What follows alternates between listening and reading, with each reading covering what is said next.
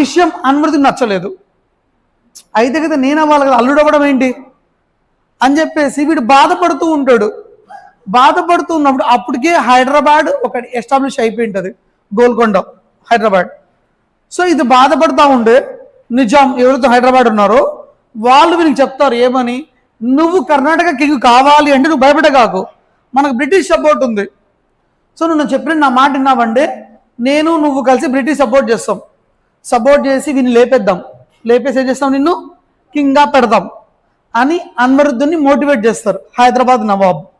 దాంతో అన్వరుద్దీన్ కూడా ఏమనుకుంటాడంటే ఎస్ మీరు చెప్పింది రైటే, అయితే కదా నేను వాళ్ళు వీడవడం ఏంటి అని చెప్పేసి he was taken the help of British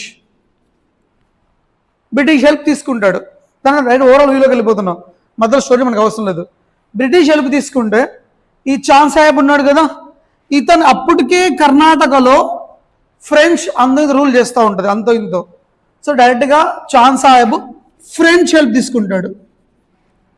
French help అంటే 2 local rulers helping with the European leaders ఇద్దరు తీసుకున్నారు ఇక్కడ. ఇలా తీసుకున్నప్పుడు చాంద్ సాహెబ్ అన్వరుద్దీన్ బ్రిటిష్ హెల్ప్ తీసుకున్నారు కదా, ఈ విషయం ఫ్రెంచ్కి తెలిసింది. అంటే బ్రిటిష్ అనేది అన్వర్ సపోర్ట్ చేస్తుంది మన పరిస్థితి అని చెప్పేసి.